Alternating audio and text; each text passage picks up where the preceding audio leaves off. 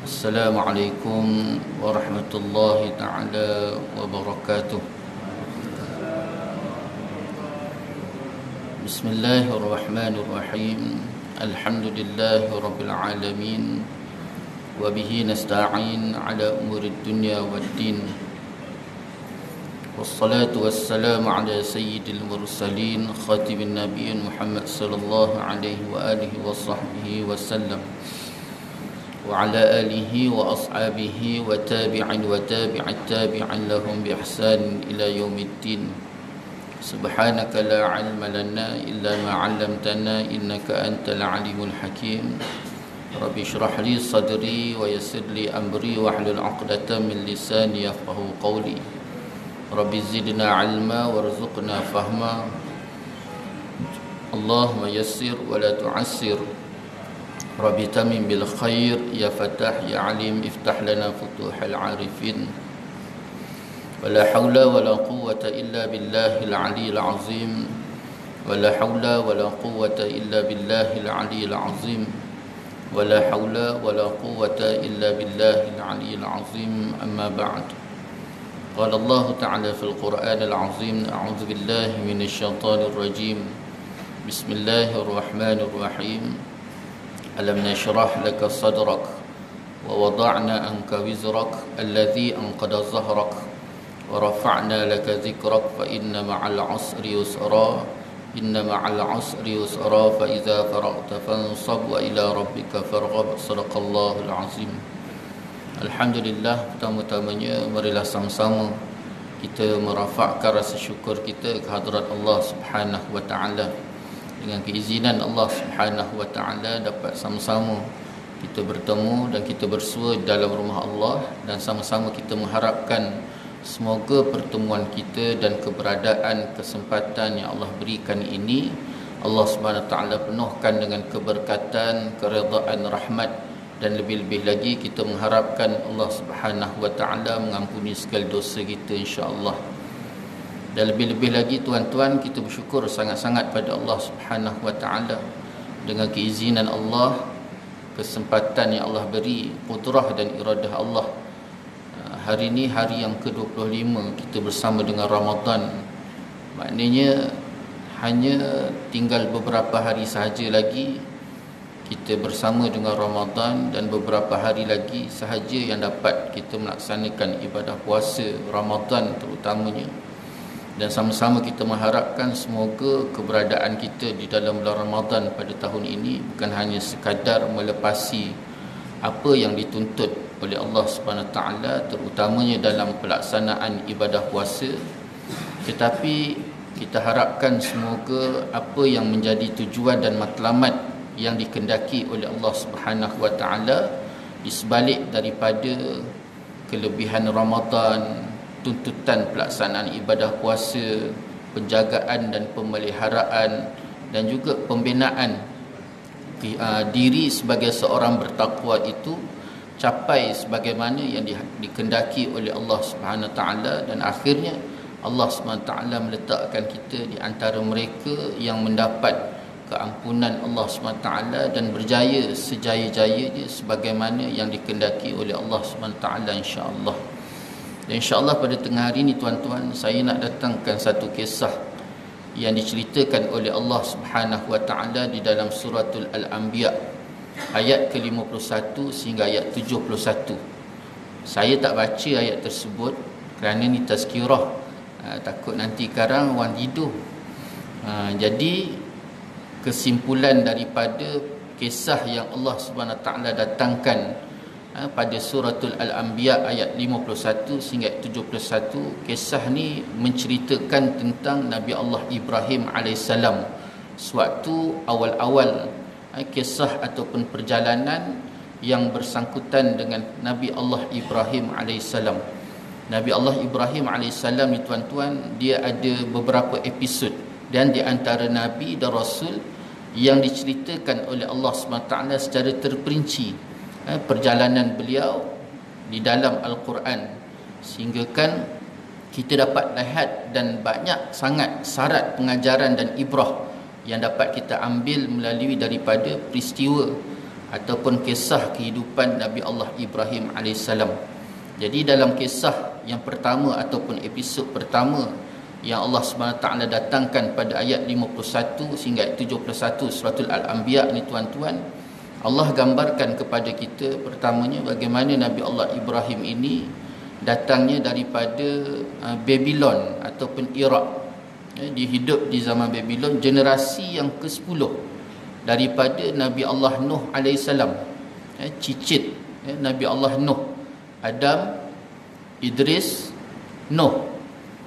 Jadi bila Nabi Allah Nuh bersama dengan 80 orang yang beriman di dalam bahtera, berlabuh bahtera daripada banjir besar selama 40 hari 40 malam, maka di situ ada 3 orang anak Nabi Allah Nuh.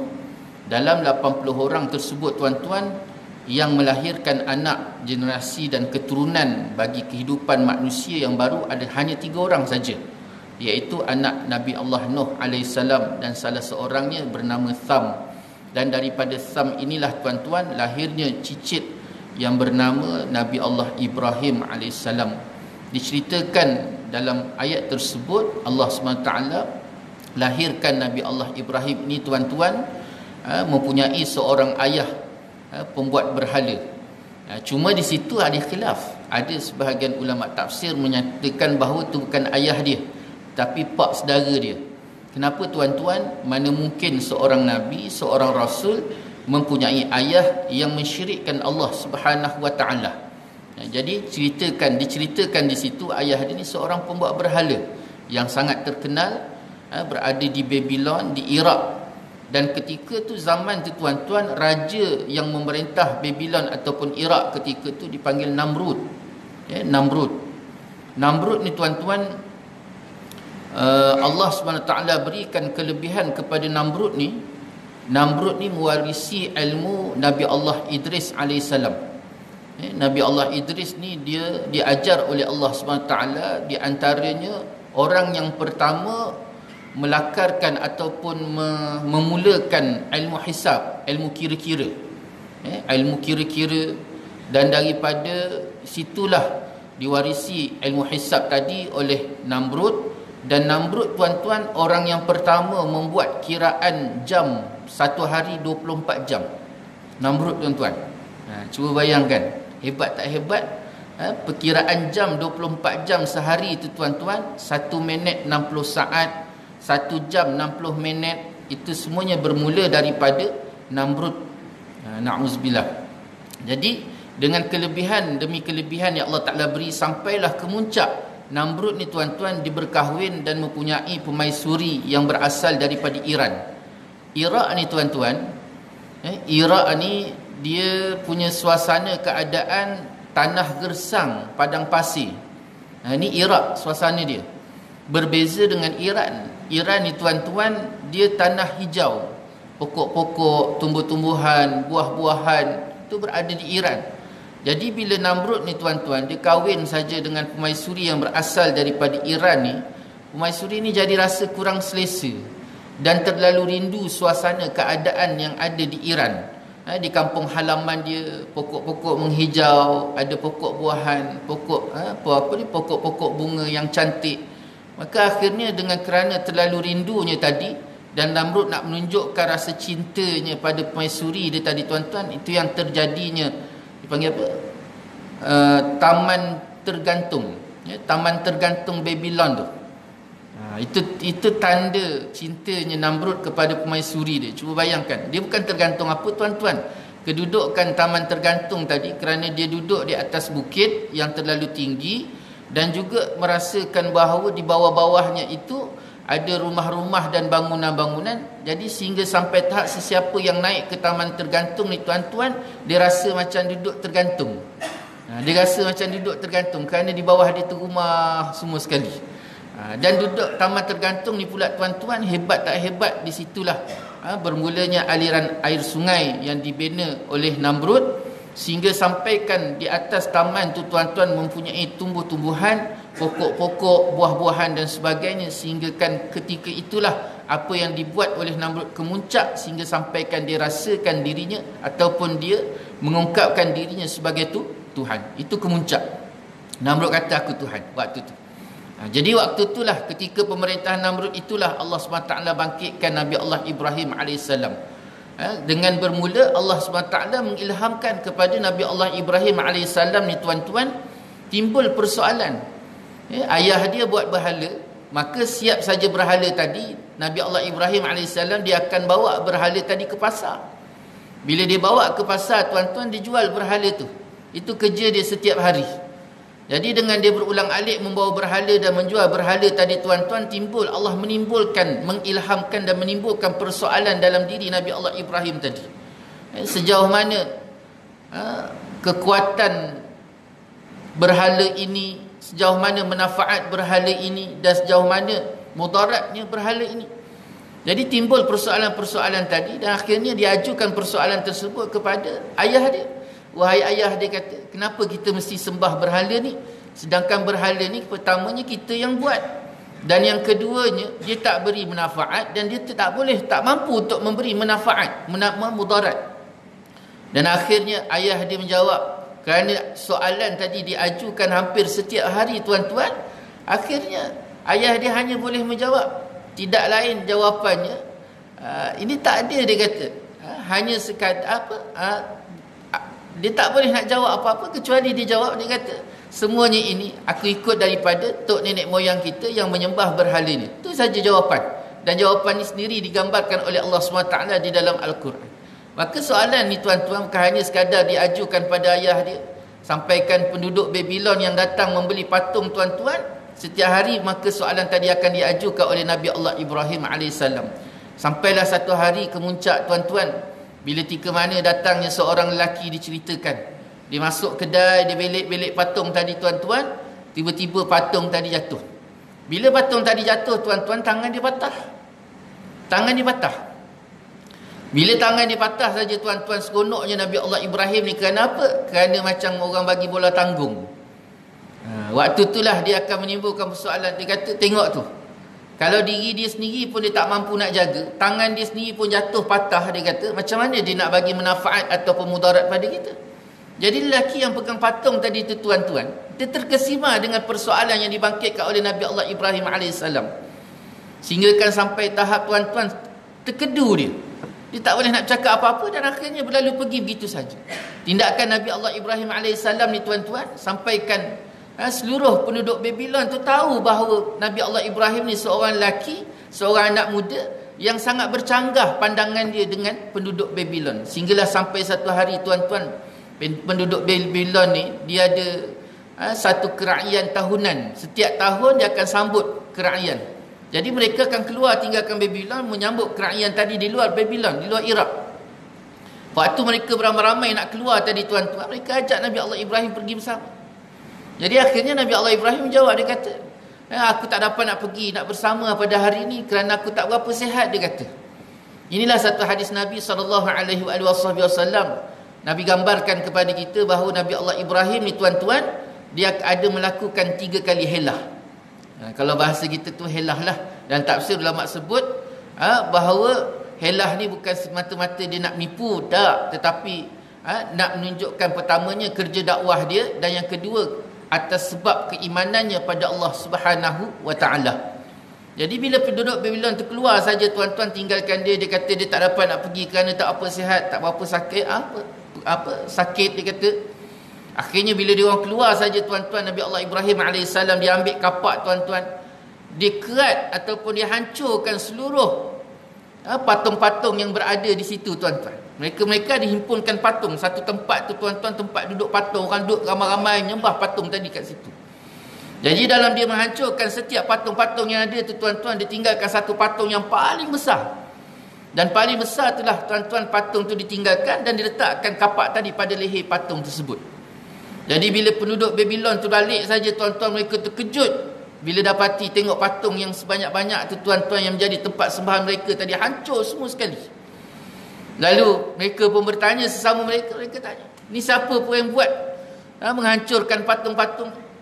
Hingga akhirnya tuan-tuan, salah seorang daripada mereka teringatkan bahawa ni tak ada lain, dia kata kerja Ibrahim alaihissalam.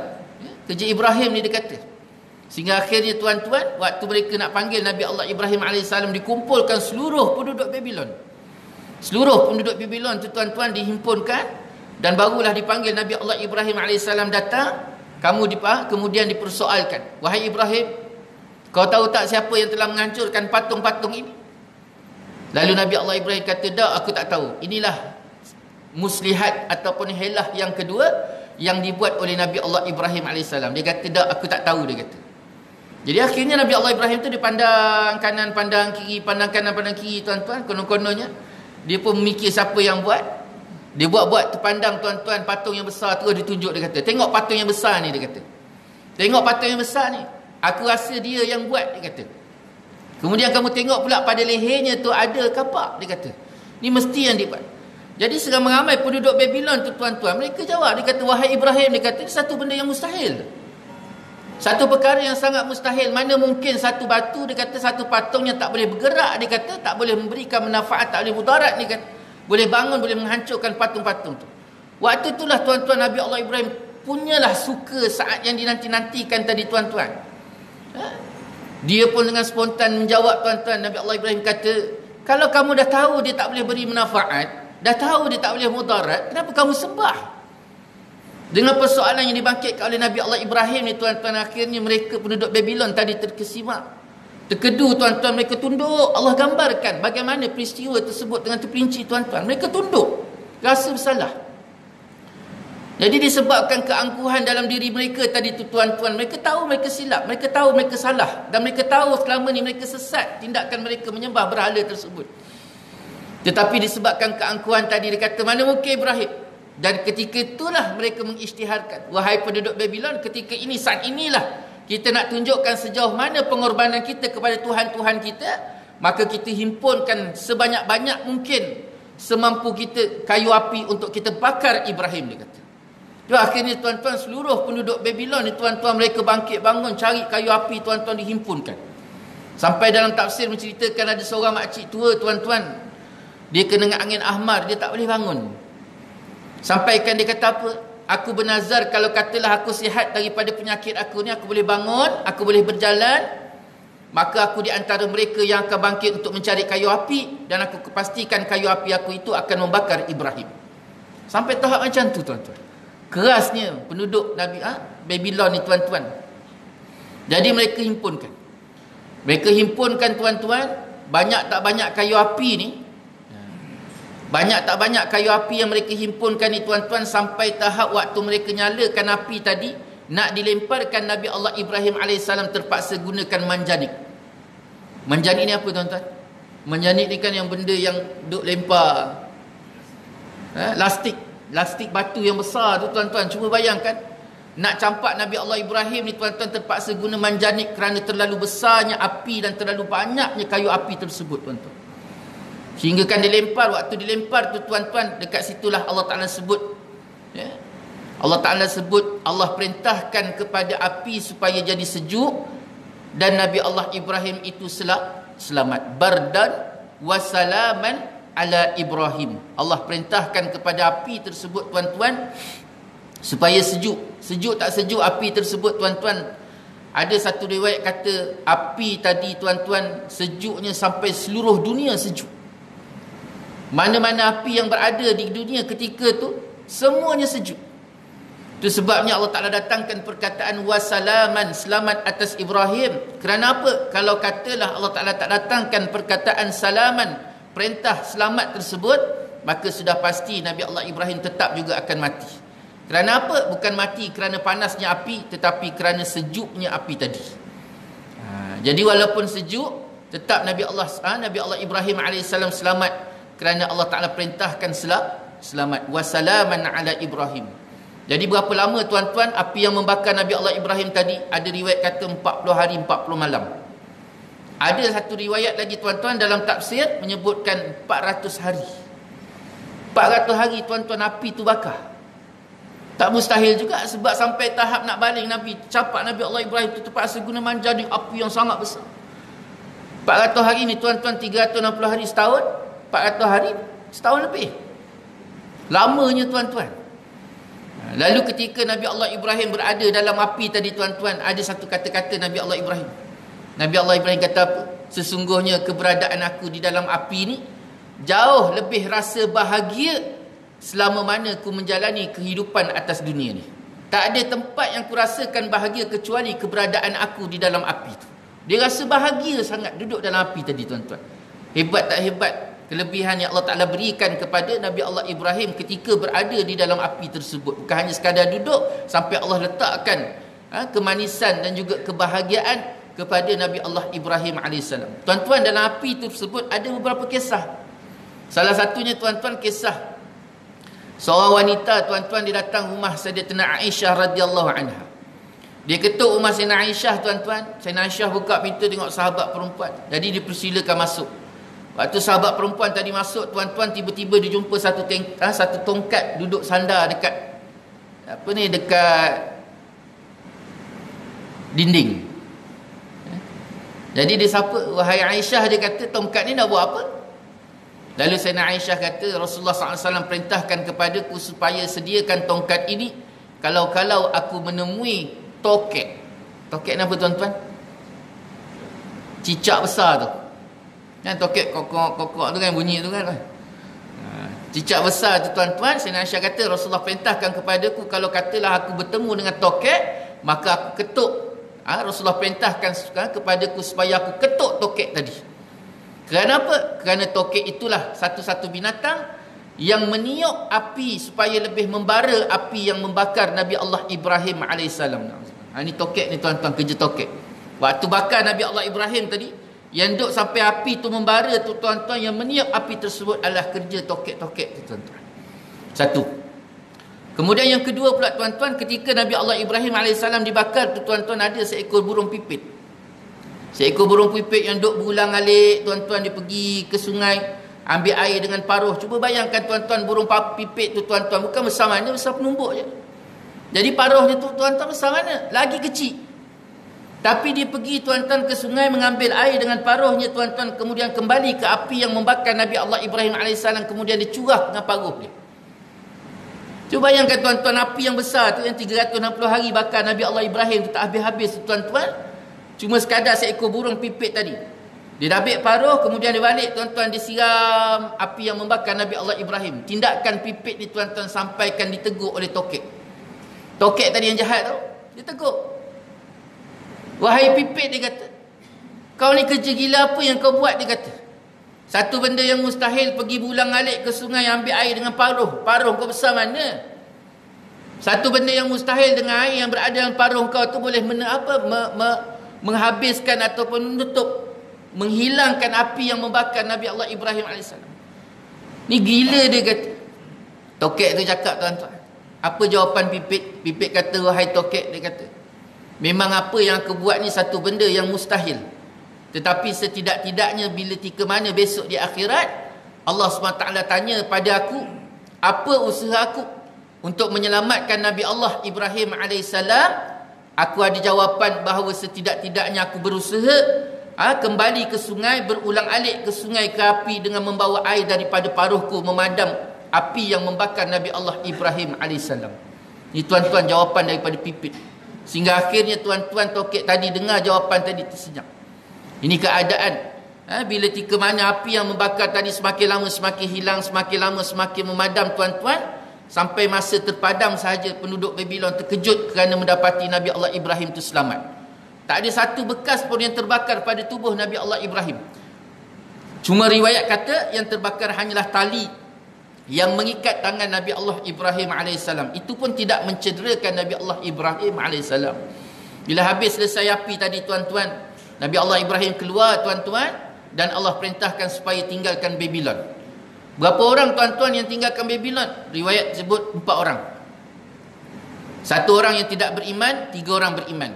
3 orang yang beriman ni tuan-tuan yang tinggalkan Babylon bersama dengan Nabi Allah Ibrahim tadi. Pertama Nabi Allah Ibrahim, yang kedua isteri dia Sarah, yang ketiga adik Sarah tuan-tuan Nabi Allah Lut AS, dan yang keempat ayah dia, ayah Nabi Allah Ibrahim yang tidak beriman. Jadi 4 orang ni tinggal keluar Babylon. Sampai dekat tengah jalan ayah dia meninggal. Siapa Sarah pula dengan Lut ni pula? Sarah ni isteri dan juga merangkap anak buah. Lut ni pula adik kepada Sarah. Mereka berdua ni tuan-tuan sebenarnya anak buah kepada Nabi Allah Ibrahim, adik kepada abang Nabi Allah Ibrahim alaihissalam. Jadi waktu tu syariat nyatakan tuan-tuan boleh kahwin dengan anak buah waktu tu. Jadi mereka keluar tinggalkan Babylon. Sampai dekat situlah Allah SWT cerita dalam ayat tersebut tuan-tuan, memberikan gambaran pengajaran bagaimana Nabi Allah Ibrahim AS ni tuan-tuan, pertamanya Allah dedahkan dengan sifat ketuhanan untuk membina keimanan dalam diri Nabi Allah Ibrahim AS. Itu sebabnya dalam ayat yang lain pula Allah gambarkan Nabi Allah Ibrahim ketika timbul persoalan tentang ketuhanan tadi, mempertikaikan patung-patung berhala tadi, dalam masa yang sama dia mencari Tuhan. Itu yang sampai dalam ayat lain Allah gambarkan bagaimana Nabi Allah Ibrahim bila tika mana dia melihat bintang, dia kata bintang ni adakah Tuhan? Lalu tiba-tiba bintang tadi hilang. Kemudian bila datang saja bulan pula, dia kata adakah bulan ini Tuhan? Sampailah pagi tuan-tuan bulan tadi hilang. Nabi Allah Ibrahim kata mana mungkin Tuhan boleh hilang. Kemudian bila terbit saja matahari, Nabi Allah Ibrahim kata adakah matahari ni bulan? Tuhan. Sampai dekat tengah-tengah hari tuan-tuan, matahari tergelincir.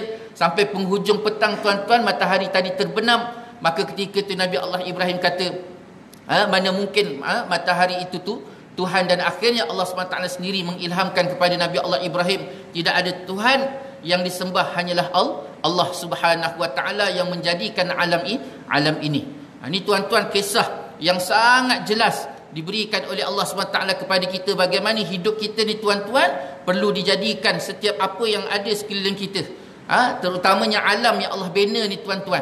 Sebab dalam kitab akidah ulama menyatakan Allah jadikan alam ini tujuannya untuk manusia, supaya manusia boleh kenal Allah melalui alam. Itu sebab Allah Ta'ala sebut dalam suratul Mulk, summarji'al basara karratain yanqalib ilaikal basaru khasi'aw wa huwa hasir. Allah perintahkan kepada kita supaya dibolak-balikkan pandangan kita tuan-tuan. Tengok alam, tengok balik. Bolak-balikkan pandangan kita. Supaya apa? Pembinaan keimanan dalam diri kita, dalam mentauhidkan Allah Subhanahu Wa Taala. Penting tak iman? Sangat penting tuan-tuan. Lebih-lebih lagi keberadaan kita dalam Ramadan ini. Ramadan ini bukan hanya semata-mata kita mencari pahala, tidak. Pahalanya tak lebih tuan-tuan hanya sekadar motivasi dan kekuatan. Allah berikan sebesar-besar pahala, Allah berikan seganda-ganda pahala, berganda-ganda pahala Allah berikan dalam bulan Ramadan.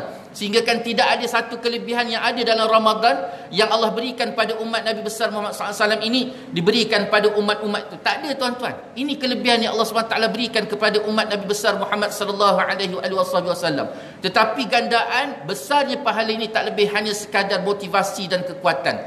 Tujuan dan matlamat yang paling besar adalah pembinaan sifat takwa, pembinaan keimanan kita tuan-tuan. Allah jadikan persyariatan ibadah puasa supaya kita dapat jaga, pelihara, bina iman, pelihara ketakwaan tuan-tuan, dan juga sifat takwa tadi tuan-tuan. Kita tanam dan kita semai dan kita bina dalam diri kita.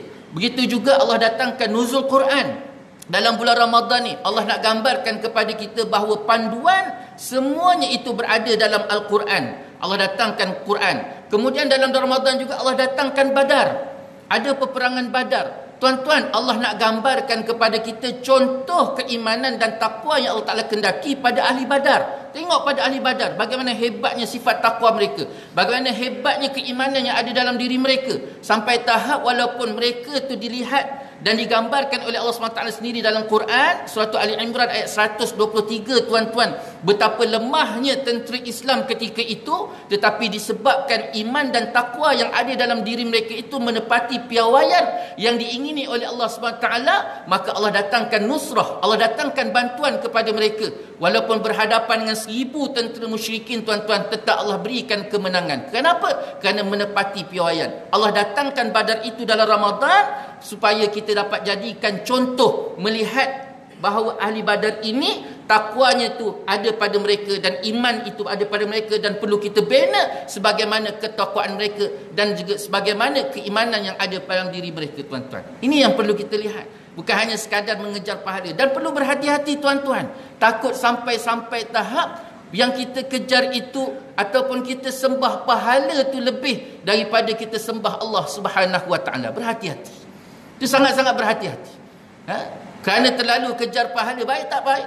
Baik tak baik tuan-tuan, beribadat cantik, tapi disebabkan dia terlalu melihat matlamat pahala tu lebih daripada dia melihat matlamat Allah, redha Allah. Tu akhirnya dia menyembah pahala tadi tuan-tuan. Auzubillah. Berhati-hati tuan-tuan. Ini sangat-sangat berhati. Boleh tak? Boleh tak? Boleh, tak ada masalah kalau kita beribadah kerana pahala. Tetapi jangan sampai jadikan itu tujuan dan matlamat. Tujuan dan matlamat tetap balik semula kepada Allah Subhanahu wa taala. Allah Taala sebut jazaohum 'inda rabbihim jannatu 'adnin tajri min tahtiha al-anhar khalidina fiha abada radhiyallahu anhum wa radu'an dzalika liman khasyiya rabbah. Balasan mereka itu di sisi Tuhan mereka, jannatu adnin tajri min tahtihal anhar, syurga-syurga tuan-tuan, yang di bawah syurga tu Allah Taala kata ada sungai-sungai. Nabi SAW sebut sungai itu ada sungai madu, ada sungai susu, ada sungai arak. Khalidina fiha abada. Dan sifat syurga ni tuan-tuan, sesiapa yang masuk dalamnya kekal. Dia akan kekal dalam. Dia tidak sebagaimana sifat neraka. Neraka ni tuan-tuan, dia tengok pada ketaatan, pada keimanan. Selagi mana ada secebis keimanan, maka sebesar mana sekalipun kesalahan dan maksiat, azab yang diterima, maka akhirnya dia akan keluar, tinggalkan neraka, masuk ke dalam syurga. Tapi sifat syurga tidak. Sesiapa yang masuk ke dalam syurga, khalidina fiha abadah, dia akan kekal, dia takkan keluar tuan-tuan. Kemudian Allah Ta'ala sebut radhiyallahu anhum wa radu'an. Ini yang pertama. Bagaimana sifat ahli syurga ni? Yang pertama, mereka redha kepada Allah SWT dan Allah redha ke atas mereka. Sebab hidup atas dunia ni tuan-tuan, terutama dalam Ramadan ni, kita kena belajar macam mana nak jadi orang redha. Macam mana nak jadi orang redha dan letakkan redha itu sebagai matlamat. Apa yang kita lakukan ini tidak lain kecuali mengharapkan redha Allah Subhanahu wa taala. Kemudian Allah Taala sebut zalika liman khasyiya rabbah. Apa sekalipun jazak tadi, balasan yang Allah Taala sediakan itu, bagi siapa balasan tadi? Liman khasyiya rabbah. Ini sifat yang kedua, iaitu bagi mereka-mereka yang ada dalam dirinya tu sifat takut kepada Allah Subhanahu wa taala.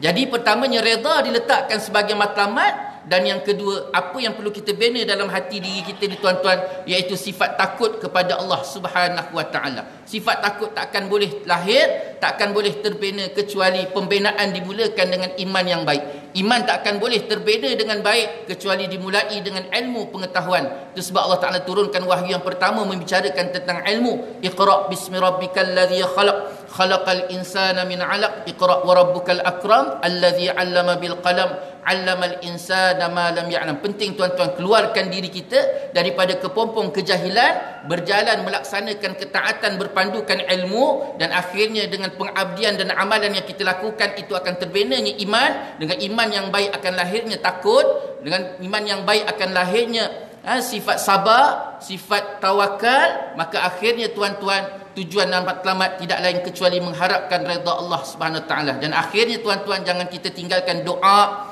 Ud'uni astajib lakum. Allah Taala kata doa, minta doa. Kita tak ada apa-apa tuan-tuan, tidak ada kekuatan, tidak ada daya.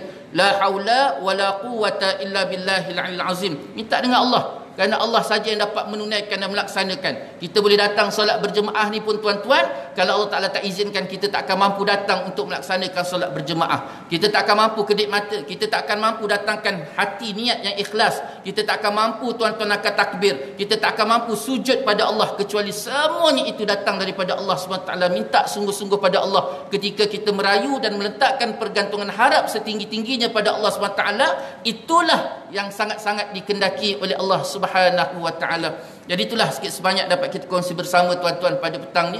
Banyak-banyak kita berdoa pada Allah Subhanahu wa taala supaya Allah Taala berikan kebaikan sebesar-besarnya kepada kita di dunia dan juga di akhirat. Tidak lupa juga kepada pasangan kita, anak keturunan, keluarga, masyarakat, kerabat dan seluruhnya tuan-tuan, senantiasa duduk dalam kebaikan Allah Subhanahu wa taala. Rabbana atina fid dunya hasanah wa fil akhirati hasanah wa qina azabannar. Yang baik itu daripada Allah, yang tidak baik itu kelemahan saya sendiri. Saya mohon maaf di atas segala salah kata, salah bicara. Mohon maaf di atas segala-galanya. InsyaAllah kita tangguh majlis dengan tasbih kafarah dosa. Subhanakallah bihamdika Asyhadu an la ilaha illa anta astaghfiruka wa atubu ilaik. Bismillahirrahmanirrahim. Wal 'asri innal insana lafi khusr illa alladhina amanu wa 'amilus solihat wa tawassaw bil haqq wa tawassaw bis sabr. Wabillahi taufiq wal hidayah. Wassalamu alaikum warahmatullahi taala wabarakatuh.